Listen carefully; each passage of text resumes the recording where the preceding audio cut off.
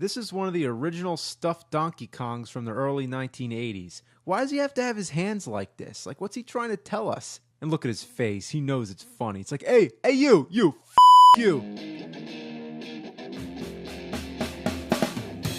He's gonna take you back to the past to play the games that suck. He'd rather have a buffalo take a diarrhea dump in his ear. He'd rather eat the rotten of a roadkill skunk and down it with beer. He's the angriest gamer you've ever heard. He's the angry Nintendo nerd. He's the angry Atari Sega nerd. He's the angry video game nerd.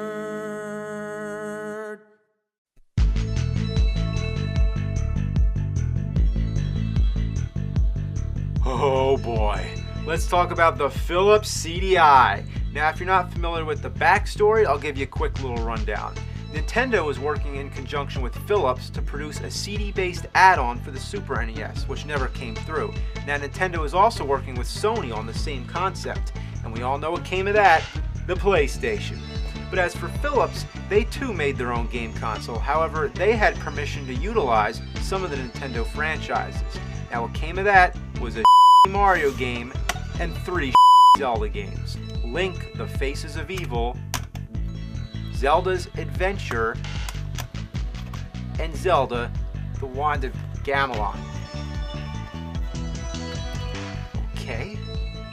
These games are notorious for their legendary suckage, which is hard to believe. How could there exist a bad Zelda game, let alone 3 of them, and on a console that's not Nintendo?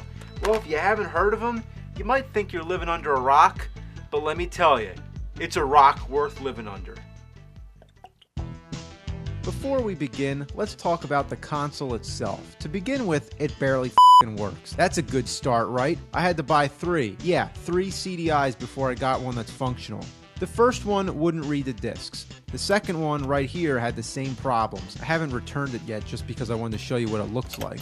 So then finally I got this big beast. Look how huge it is. It looks like one of those old VCRs. It is the biggest video game console I've ever seen. Literally, you can fit 2 of these inside it. If you remember my Atari 5200 video where I commented how big it was, well, both consoles are ridiculously huge, but the CDI just barely wins. But does it work? Yes, it does. But at first, I thought the controller input was broken. I have 4 different controllers and none of them worked, except for the wireless one, which sucks so bad it isn't even worth it. Then I found out that there's another input on the back. So the one in the front is either broken or intended for the second player. This means that every time I want to swap a controller, I have to pull out the whole console.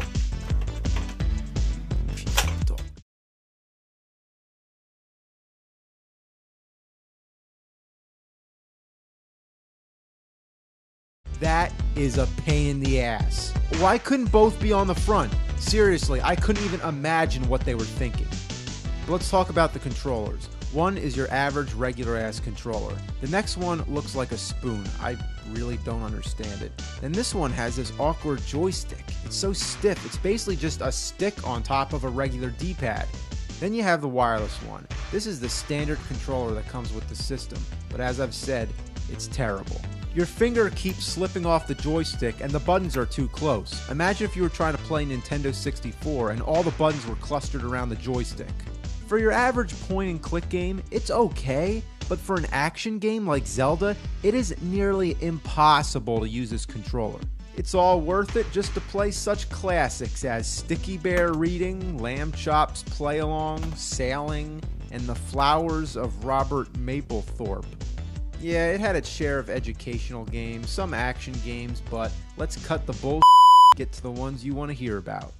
The Zelda games are pretty rare and kinda expensive. Zelda's Adventure was over $180 US.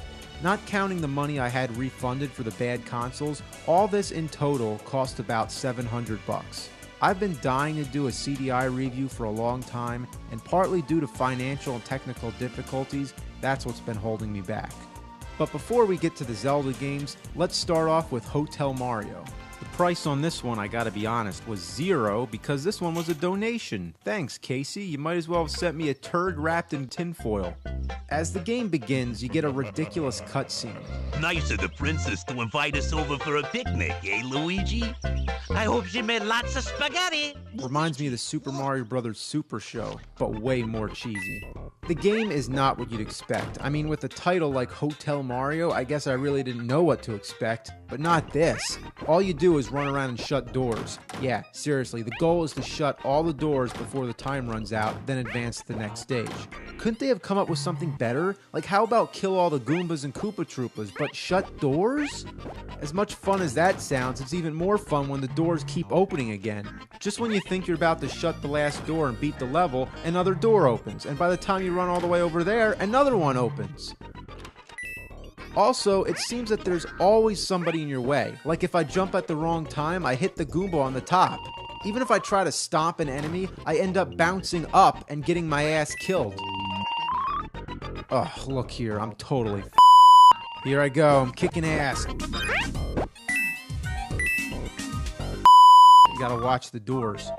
Speaking of doors, you can actually hide in the doors, which helps out sometimes. But these things with the arrows, let's talk about them. They're elevators, or they could be stairwells, whatever. Where the arrow points makes sense. They go up, they go down. But the controls take some time to get used to. By instinct, if I see a down arrow, I press down. But that's not how it works. You have to hit up, regardless of which elevator you're on. And when you arrive at the other end, you're in that hiding position, so you have to hit down to step out. So often, you find yourself having to hit up on the down arrow, and when you go down to the up arrow, you press down. That's confusing. Gotta be quick. And the elevators don't always go where you expect. No, it takes me to the other side where I get killed by the caterpillar. The game is actually more reminiscent of arcade games from the early 80s like Donkey Kong and Mario Brothers. And for something like that, Hotel Mario actually isn't too bad. It is challenging, I'll give it that. But the fact is, this was not the early 80s, this was 1994, and it was a next generation console. Originally, they planned to release a sequel to Super Mario World titled Super Mario's Wacky Worlds, but it was canceled, and what we got was this. End of story. Now, all this CDI stuff is a sandwich that's too big for one mouthful. So check in for part 2. We're going to look at the Zelda games.